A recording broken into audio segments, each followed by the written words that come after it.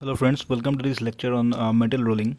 This is the first video, introductory video on rolling process where we will talk about the different aspects of rolling, physics behind rolling process, and in the next video we will see about different rolling mills. So what is rolling? Rolling is nothing but a metal forming technique where we try to reduce the cross-sectional area or thickness of a metal with the help of rolls. So in rolling, the most fundamental thing is that we should have two rolls.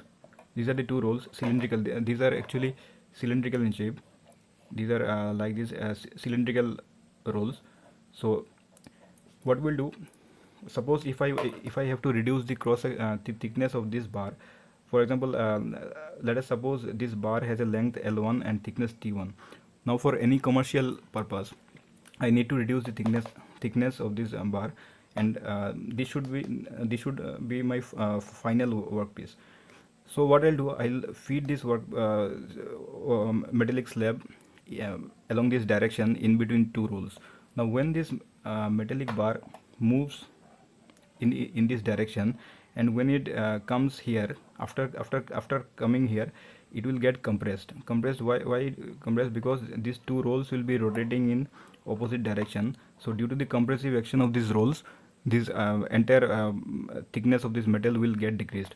When this metal will come out of this opposite end, we will get a significant reduction in thickness, T2. Now if T1 is the initial thickness, so T1 will always be greater than T2. Since our main goal behind doing this rolling operation is to reduce the thickness, so the final thickness will always be less than the initial thickness. Now one thing that you have to take care here is that you have to remember is that in rolling, the width of the metal pieces do not change. That is, the rolling process has the rolling process do not alter the width of metal. So the width before and after rolling will be same. W1 will be near about same. W1 and W2 will be same. Here it is W1, here it is W2. Now since this thickness has reduced, but to reduce the thickness we have not removed any material. What we have done, we have simply shifted this material from one place to another. Since due to this compressive action, the thickness has reduced from T1 to T2, so this length of the final product will increase. So if L2 is the length of this metallic slab after rolling, so L2 has to be greater than L1.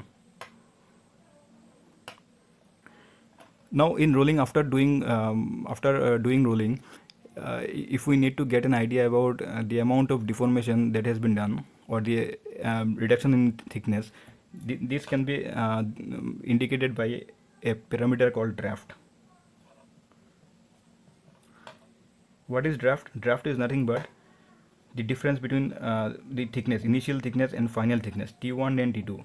T1 is the thickness before rolling and T2 is the thickness after rolling. Now if we get this value, then we can understand the amount of thickness reduction that we have obtained from rolling. Now in every rolling process there is a limit to which you can obtain this draft. There is a maximum draft that you can achieve. Now this maximum draft is directly dependent on the coefficient of friction into the radius of the rolls. Radius of the rolls means this radius.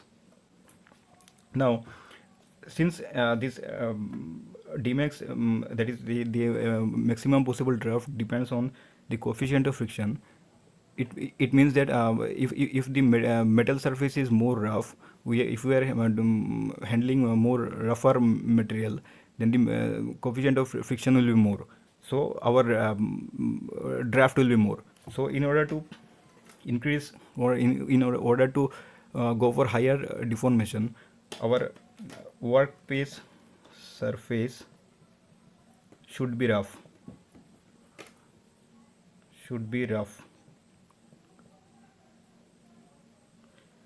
The second point is the coefficient of friction is again a function of temperature. That means at higher, if we can if we can perform this operation at higher temperature, then this coefficient of friction will be more, so draft will be more.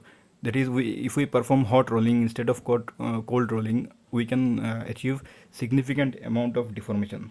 So second point is hot rolling. Now in rolling, based on the direction of the rotation of the rolls, we can have either reversible rolls or non-reversible roll.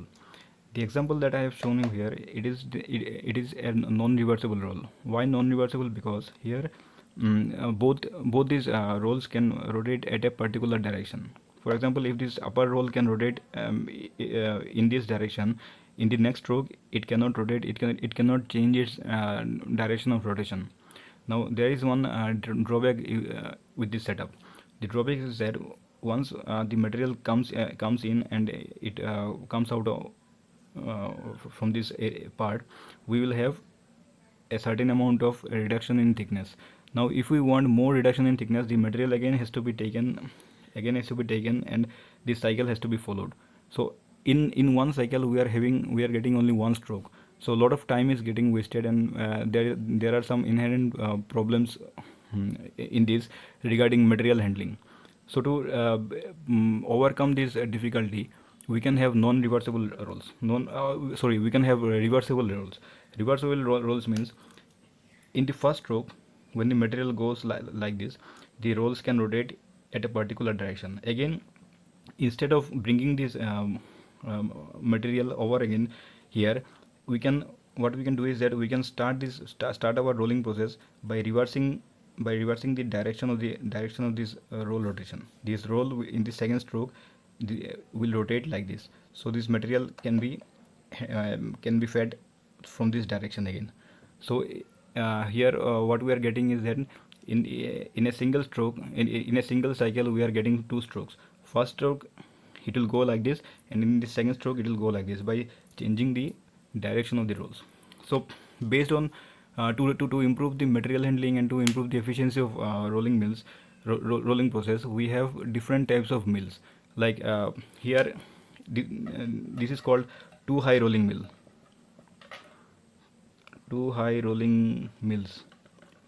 Why two high means because we are having two rolls. Similarly, we can have three high rolling mills, four high rolling mills. All these things we will be covering in the next lecture. So this was all for today. Thank you for joining.